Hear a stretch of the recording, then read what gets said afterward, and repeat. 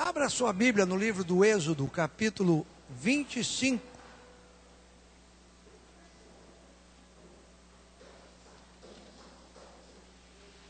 Êxodo, capítulo 25.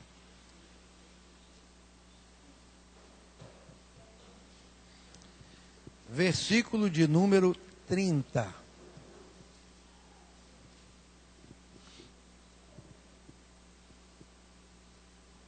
Glória a Deus por estarmos na sua casa nessa noite.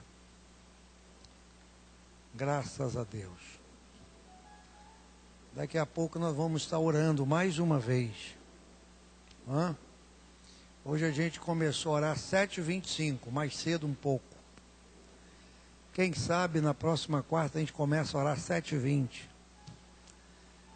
Aí quando vocês nem perceberem, a gente começa a orar às 7 horas. Orar faz bem, né? Aí eu começo orando 7 horas, vai até 7h30 orando. Olha que maravilha. No livro do Êxodo, segundo livro do Antigo Testamento, o livro da caminhada, o livro da saída, o livro em que o povo de Deus parte para a terra prometida. Nesse momento aqui, da história desse livro, do contexto desse povo, eles estão acampados no Sinai. Deus os traz até ali. E ali lhes revela a sua lei, os seus mandamentos. É aqui que o povo recebe as instruções e Moisés diretamente recebe a orientação para construir o tabernáculo. E como todo bom tabernáculo, ele tinha que ter uma mesa. Não é? Tinha que ter uma mesa. No tabernáculo tem que ter uma mesa. Porque mesa fala de comunhão. E no verso 30 está escrito assim, ó. E sobre a mesa porás o pão da proposição perante a minha face continuamente. E sobre a mesa porás o pão da proposição perante a minha face continuamente. O texto que estamos lendo, irmãos, o capítulo 25, começa com Deus pedindo oferta ao povo de Israel.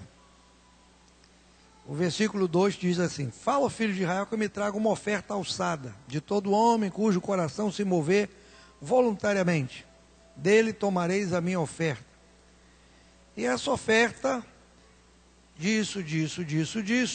No verso 8, Deus fala a razão da oferta. E me farão um santuário, e habitarei no meio deles. E aí, no versículo 10, Deus mandou fazer uma arca. No versículo 17, Deus mandou fazer um propiciatório de ouro, né?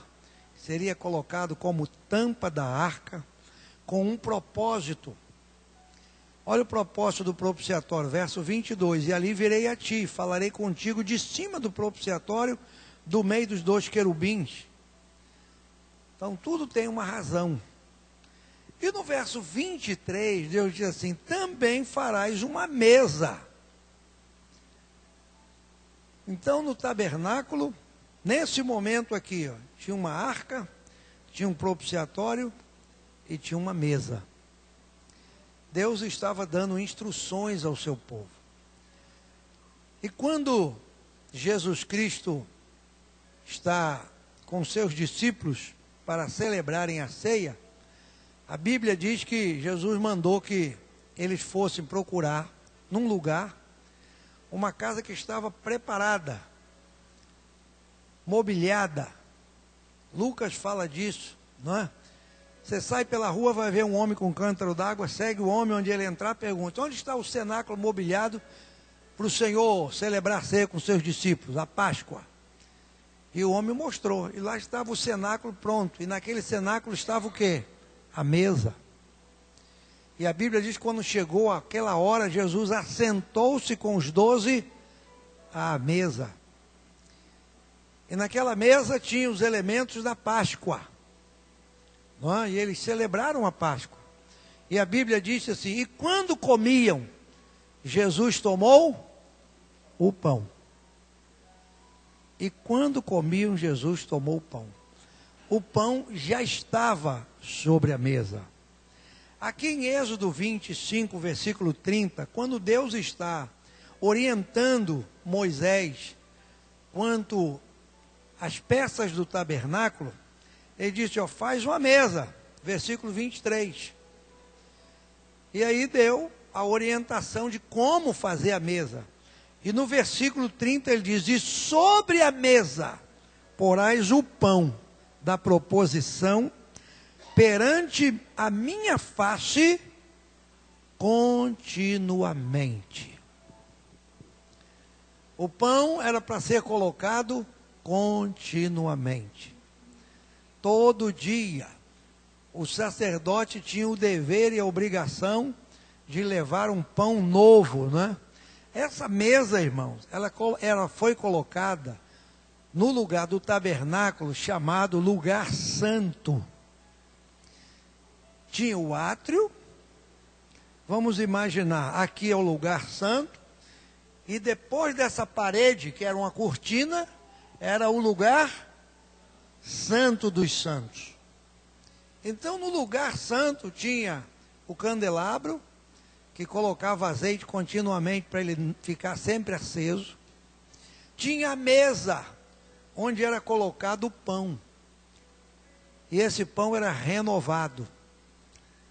Imagina, na presença de Deus, um pão de 4 dias, né? Pão Lázaro. Pão de 4 dias, né? Não. As coisas de Deus, irmãos, elas são sempre assim, elas se renovam. Sabe? Deus não aceita pão velho, azeite velho, sal velho, oferta velha, sacrifício velho. Deus não aceita nada velho. As coisas de Deus têm que ser sempre novas. Sabe? Quando a Bíblia fala da misericórdia de Deus, lá em Lamentações de Jeremias, o profeta diz algo precioso: as misericórdias do Senhor é a causa de não sermos consumidos, pois elas se renovam a cada manhã. Nós hoje estamos vivendo debaixo de uma misericórdia nova de Deus. Amanhã, quando eu e você acordarmos, se Jesus não vier, nós não vamos viver com a misericórdia de hoje, não. Para amanhã, Deus tem uma misericórdia nova. Assim é o pão. A mesa estava lá, mas Deus disse: olha, o pão aí, o pão é diferente, não é? É interessante, irmãos, que a gente precisa, né, entender esse propósito de Deus aí. Esse propósito de Deus. Esses pães, eles eram colocados em número de 12, porque eles representavam as 12 tribos de Israel. E o número 12 na Bíblia fala de unidade. É um número perfeito, 12, não é? De 12 você tira 6, é divisível por 3, por 4, não é? Por 2. É um número assim, inteiro. Não é um número que deixa pedaços, não é? Olha, coloca aqui na mesa 11 pães e meio. Como é que divide 11 e meio? Não é? Já vai dar problema. Então Deus, na sua sabedoria, falou: são 12, representando as 12 tribos. E esses pães ali falam de quê? De unidade. Mostrava que o povo oferecia o pão, não é? E que Deus estava presente no meio do seu povo. Eles colocavam aquele pão na mesa, no lugar santo. Sabe? Colocavam ali diante de Deus, como uma oferta para o Senhor. Se você coloca a mesa, você coloca a mesa na sua casa, né? Você tem a mesa. Aí você pega e coloca lá os pratos, os talheres, sei lá, ou as xícaras, e coloca o pão na mesa, coloca alguma coisa. O que você quer dizer com isso? Hein? Quando você prepara a mesa para tomar um café, que bota o pão, o que você quer dizer com isso? Você vai sentar com alguém, não é? Você vai sentar para comer. Então, sei lá, tem 4 cadeiras, tem 6 cadeiras.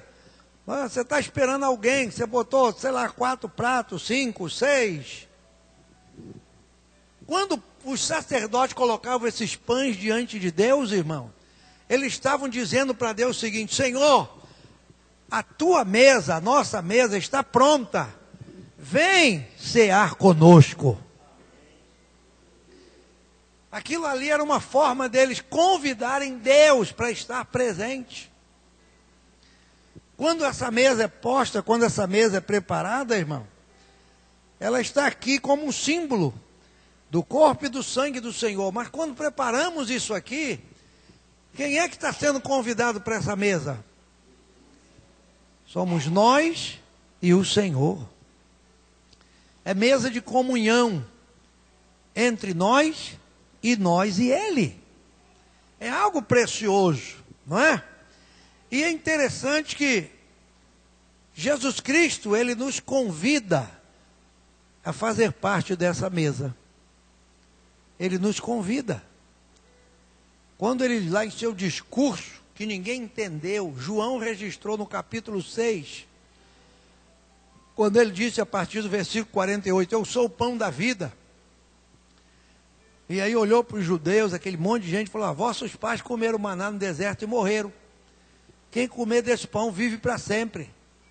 Porque o pão que eu dou é a minha carne, sabe? E aí, meu Deus do céu, o que é isso? Ninguém entendia o discurso de Jesus.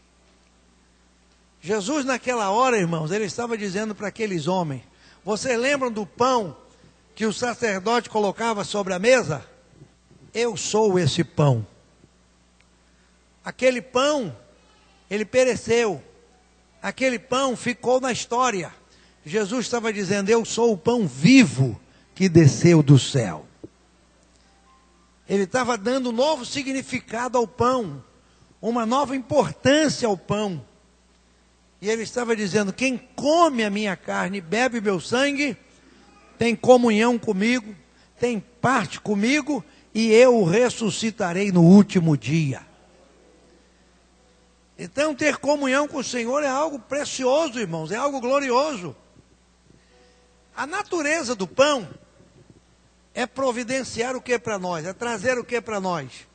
O que o pão nos dá? Alimento. O pão é o alimento. O pão nos alimenta, o pão nos abençoa. Quando Deus falou para o povo de Israel, em especial para Moisés, sobre a mesa porás o pão da proposição, Deus estava dizendo o seguinte: você precisa do pão, como ele diz aqui, ó, continuamente. Quem comeu pão hoje? Quem comeu pão ontem? Quem comeu pão anteontem? Aí o irmão Luiz está dizendo assim: eu não como pão. Eu sei, fala de louvor. E o que é ouro? Ouro fala de glória de Deus. E a igreja não precisa dessas coisas? Hein, irmão? Se todo mundo vier para o culto e trouxer só ouro, não é? Ouro fala da glória de Deus. Vamos então dar glória para Deus. Culto todo mundo. Glória, glória a Deus, glória a Deus, maravilha. Tem alguém aí que quer fazer uma oração? Que oração, pastor? O negócio é da glória a Deus. Oração, negócio de incenso, ninguém quer saber de incenso. E vamos louvar, mirra é louvor. Que louvor? O negócio é glória a Deus. Não, irmão, não é assim. Um tem ouro, um tem incenso, outro tem mirra. E Paulo fala disso nas suas cartas. Quando vocês se reúnem, um tem salmo, um tem hino, um tem cântico espiritual, um tem revelação, outro tem profecia. Faça-se tudo decentemente, com ordem. Esse é o culto. E esse pão representa isso, irmão. Sem fermento, nada artificial. Você vai demonstrar para Deus aquilo que você é. Sabe? Sem fermento. 2 dízimas, diz aqui, ó. Cada bolo será de 2 dízimas. Uma dízima é quanto? 10. 2 dízimas são o quê? 20. Não é? 2 porções de 10. 2 porções de 10. E o que é que isso nos ensina? Olha a exatidão de Deus. A exatidão de Deus. Mesmo tamanho, mesmo material, mesmo peso. Sem parcialidade. Aquilo que se coloca diante do Senhor, irmão, tem que ser sem parcialidade. Mesmo tamanho, mesmo peso. Cada bolo, 2 dízimas. Talvez alguém queira oferecer com 2 dízimas e meia, ou faltando alguma coisa. Não. As contas de Deus são exatas. São exatas. Eu já conversei com alguém, eu não sei quem seria inteligente o suficiente nessa terra para entender o processo de Deus sobre o dízimo. O nosso governo é o que cobra mais imposto do mundo todo. E aí, se você imaginasse, se um governo cobrasse 10% de tudo, 10% de tudo, acabou. Acabou, irmão. Você comprou essa cadeira, 10% de imposto. Comprou essa Bíblia, 10% de imposto. Comprou sua casa, 10% de imposto. Comprou uma bananada, 10% de imposto. Comprou isso, 10% de imposto. Viu? Mas aí não. Ele fala, quem ganha de tanto a tanto vai pagar tanto de imposto. Aí o camarada fala, não, vou arrumar um jeito de mostrar que eu não ganho tanto para não pagar tanto. Aí cria, não é? Um vício nas pessoas e cria no país uma conduta, né, errada das pessoas fazerem as coisas erradas para ter vantagem. Tudo isso é coisa do homem. Coisa de Deus é diferente. Coisas de Deus são exatas, perfeita, gloriosa, maravilhosa, sem parcialidade. É assim que Deus trabalha, não é? É assim. É interessante. Agora aqui em Levítico 24:6 diz assim, e os porais em 2 fileiras, 6 em cada fileira, sobre a mesa pura, perante o Senhor. Dá para a gente aprender alguma coisa aqui, irmão? A mesa está lá.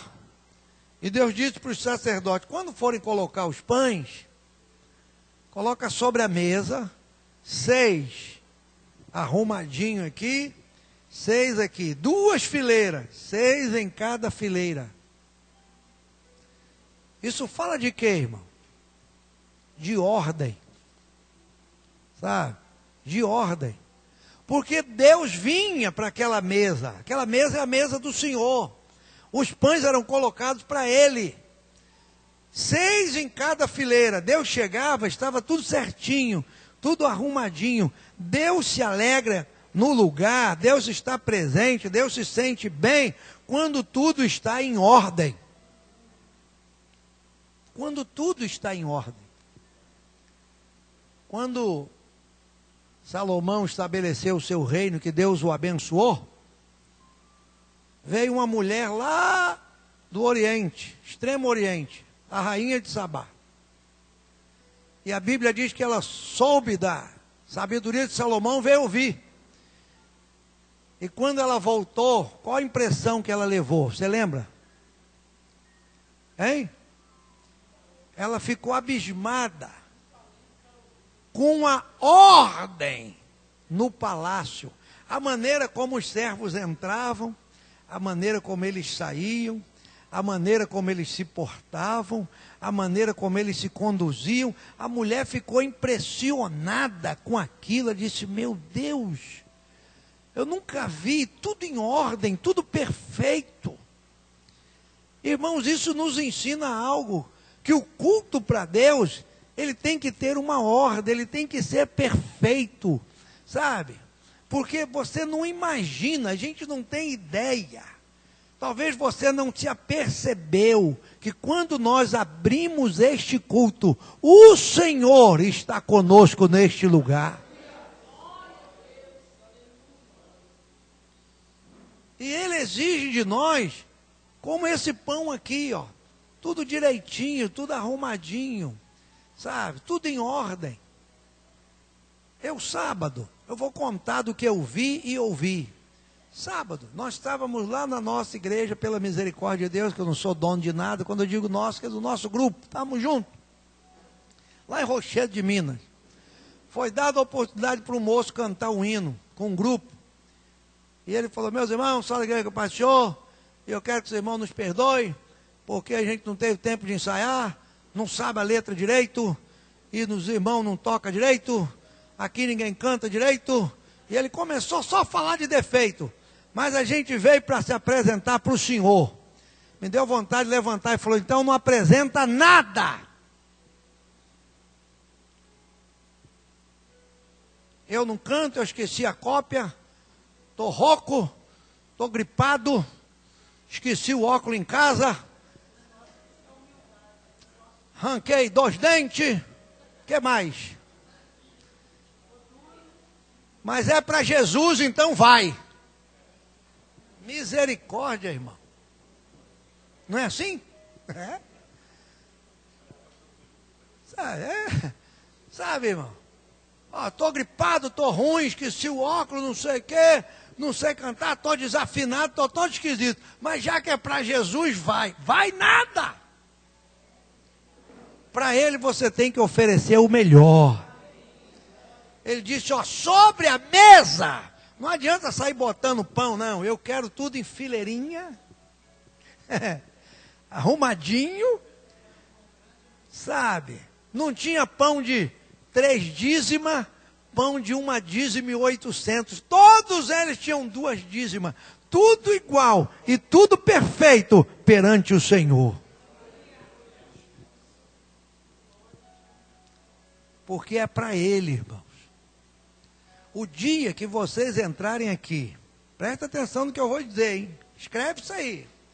O dia que eu entrarem aqui, vocês, qualquer um, fala assim: eu vou lá porque eu vou cantar para o pastor, eu vou fazer um culto para o pastor. Vocês estão lascados,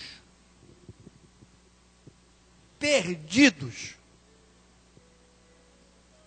Venham aqui por Ele, ofereça o melhor para Ele. Apresente-se diante dEle. É para Ele, irmãos. O apóstolo Paulo diz que dEle, por Ele, para Ele são todas as coisas. Glória, pois, a Ele eternamente. Amém. Então essa mesa nos ensina muito, muito, muito. Ela é chamada na Bíblia, eu anotei aqui, mesa da presença. Mesa da presença. Porque Deus se fazia presente naquela mesa. Nós estamos aqui, Ele está conosco. Não é? Ele disse: estarei convosco todos os dias, até a consumação dos séculos. Quando nos reunimos perante o Senhor, Ele tem prazer de estar conosco. O salmista pediu uma coisa lá no Salmo 27, verso 4. Quem lembra? Uma coisa pedi ao Senhor e a buscarei: que eu possa morar na casa do Senhor todos os dias da minha vida. Para quê? Para contemplar a formosura do Senhor e aprender no seu templo. Eu quero estar lá todo dia para contemplar a formosura do Senhor. Quando você entra aqui, irmão, você não tem que contemplar eu, nem quem está do seu lado. Contemple o Senhor. O Senhor está aqui. para ser contemplado, adorado, sabe? É na presença dele que nós nos reunimos. É a mesa da presença, é a mesa pura. Aqui em 2 Crônicas 13, verso 11, olha o texto bíblico que nos mostra isso aí, ó.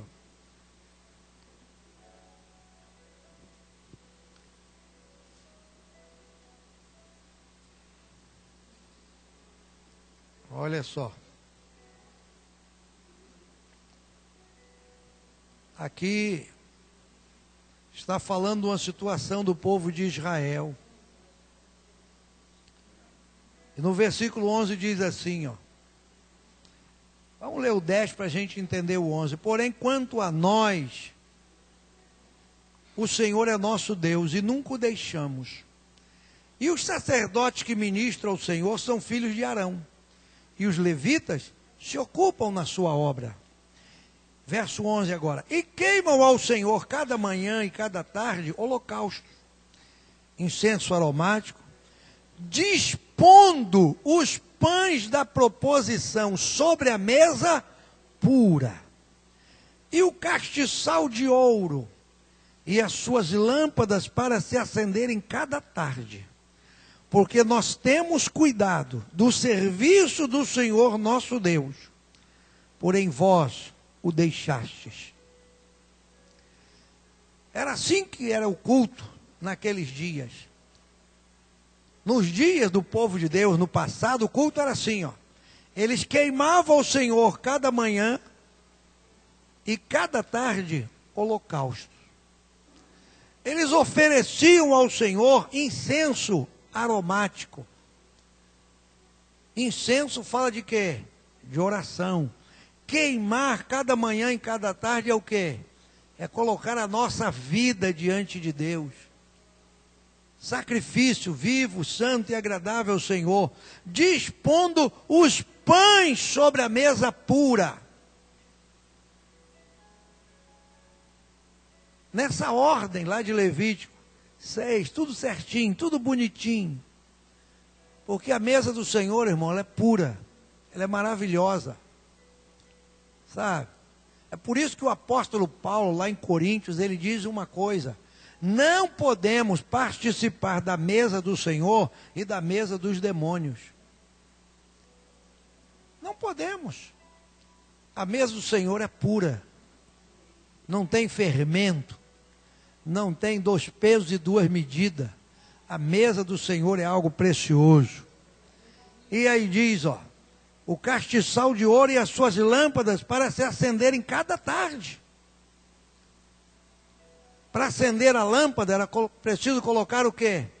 Azeite. E azeite fala de quê? Da unção. E unção fala de quê? Do Espírito. Então veja que mistura bonita tem aqui, ó. Vida pela manhã na presença de Deus, incenso aromático, pão sobre a mesa, castiçal de ouro com as suas lâmpadas para se acenderem. É assim que a gente cuida do serviço do Senhor nosso Deus. Colocando tudo em ordem, tudo em ordem, tudo em ordem. Não é? Ela é chamada de mesa do Senhor, lá em Malaquias 1 e 12. A mesa que está perante a face do Senhor, Ezequiel 41 e 22. E lá em Hebreus 9 e 2 fala só a mesa. Mas eu quero concluir, por causa da nossa hora, algo precioso. A primeira menção da palavra mesa na Bíblia representa aceitação e comunhão. 2 Samuel 9. 2 Samuel capítulo 9.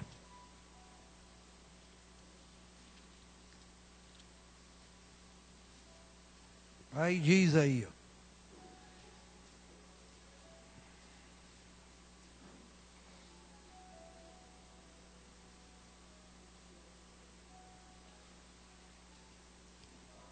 Aleluia.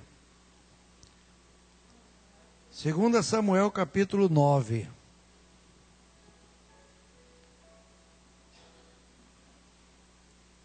Aqui no capítulo 9, irmão, nós encontramos algo precioso.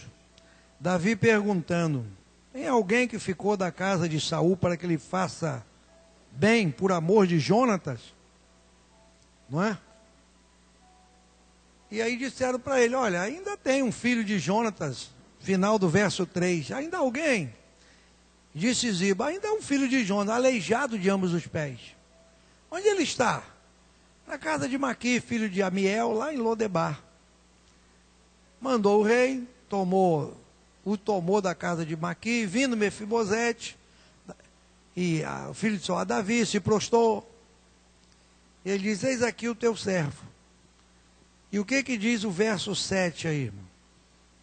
E disse-lhe Davi o quê? Não temas, porque de certo usarei contigo de beneficência, por amor de Jonatas, teu pai, e te restituirei todas as terras de Saul, teu pai, e tu, de contínuo, comerás pão à minha mesa. Sabe o que significa mesa? Hein? Mesa significa aceitação e comunhão, irmão. Aceitação e comunhão. Como foi que esse moço chegou à mesa de Davi? Como foi? Está simples aqui, ó. Ele é um aleijado dos pés. Sim, não quero olhar as outras circunstâncias, só quero olhar o que está aqui diante de mim. Aleijado dos pés. Davi poderia ter dito: aleijado. Não dá para desaleijar ele? Vê se dá para fazer uma operação aí, um negócio aí para tirar esse aleijão. Porque ele sentar na minha mesa aleijado não fica bem. Mas não foi assim, irmão. Ele sentou-se à mesa de Davi como ele chegou, como ele era, aleijado. Aleijado. Davi o aceitou como ele era e disse: de agora em diante você vai comer pão comigo na minha mesa continuamente. Isso significa que Deus nos aceita na sua mesa como nós somos. Porque aqui não tem ninguém santo não, irmão. Aqui é um bando de pecadores que vive debaixo da graça e da misericórdia de Deus a cada dia. Dependendo da misericórdia de Deus a cada dia.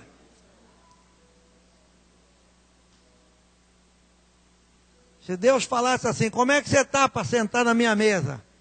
Ah, Senhor, é que hoje eu não estou legal. Então vai. E você? Ah, Senhor, hoje também esquentei minha cabeça. Vai. E você? Ah, Senhor, hoje então vai. E você? Quem se assenta na mesa com o Senhor? Quem? Ninguém. Mas Ele nos aceita como somos.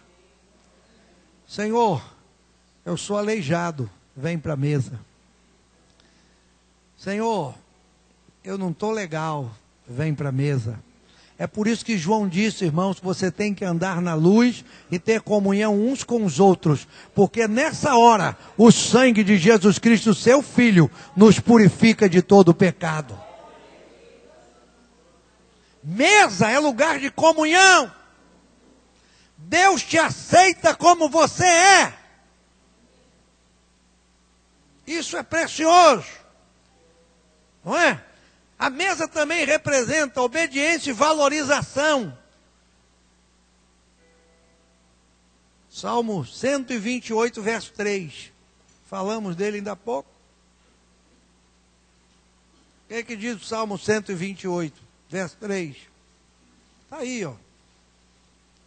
Aqui, ó. A tua mulher será como a videira frutífera aos lados da tua casa. Os teus filhos, como plantas de oliveira, à roda da tua mesa.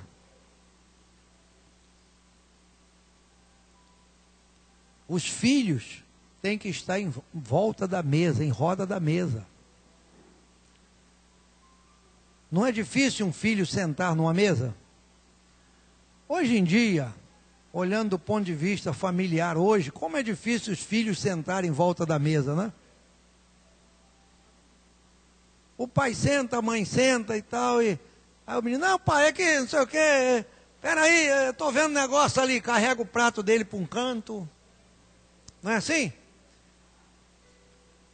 Mas quando a Bíblia diz que os filhos estão em roda da mesa, irmão, isso em primeiro lugar mostra obediência. Lugar de filho não é comer no quarto, não é comer na cozinha, não é comer em outro canto, não. Lugar de filho comer é na mesa. É essa a lição do Salmo 128. Se você é filho, o teu lugar é comer na mesa do Senhor. Porque você é filho, é obediente. Então o teu lugar é a roda da mesa. Você não pode se afastar desse lugar, não. É filho. É filha, não é? Somos filhos de Deus, genericamente falando aí. Filho de Deus. Tá? Então o teu lugar é em roda da mesa. Sabe? E segunda lição é da valorização, irmão. É você valorizar a mesa. Eu já cheguei em casa, a irmã Beth também. A mesa é linda, bonita, não é? Com uma florzinha. E aquilo fica lá. Não é? Quando vai comer alguma coisa, vamos ficar por aqui mesmo. Aí você olha para a mesa assim, com a florzinha, vontade de sentar à mesa. Parece que aquela mesa ali é só para enfeite, né? Ninguém come a mesa, ninguém senta ali. Aquilo fica ali, a florzinha, dia e noite ali. Sabe? E você fica olhando para aquela mesa bonita, né? Fala, meu Deus, como eu queria sentar. Nunca sentei numa mesa assim, né? Eu queria sentar aqui, puxa, que mesa linda. Daria tudo para sentar ali. Você se sente valorizado, próximo, né? Numa mesa bonita. É isso que a ceia do Senhor faz conosco, ela nos valoriza. Ela nos valoriza, irmão. Sabe? A roda da mesa nos valoriza diante de Deus. Isso aqui não é uma mesa qualquer, não. Isso aqui é mesa de vida. Isso aqui é mesa de comunhão. Isso aqui é mesa de restauração. É a mesa do Senhor. É dele essa mesa. A mesa representa honra.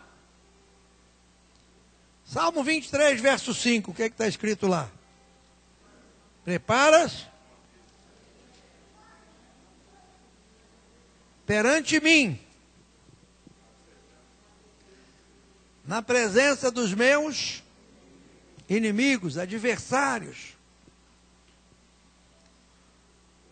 O salmista está dizendo, preparas, o Senhor é meu pastor, e sabe o que ele faz? Ele prepara uma mesa perante mim. A mesa está diante de mim, não é? Uma mesa perante mim, na presença dos meus inimigos. Os inimigos ficam olhando assim, não é? Olha o que o Deus dele fez com ele. Não é? Prepara uma mesa, bota a mesa diante dele e os inimigos ficam olhando. É isso que o Salmo está dizendo. Na presença dos inimigos, os inimigos tudo olhando, você sentado à mesa ali, ó, sendo honrado pelo teu Senhor. É mesa de honra. Ele faz isso para te honrar. Quando você celebra a ceia, irmão, você está sendo honrado por Deus e honrando a Deus. Por isso que a ceia tem importância, tem significado, tem grandeza. Ceia não é uma coisa qualquer não. É algo muito precioso da parte de Deus e que representa honra.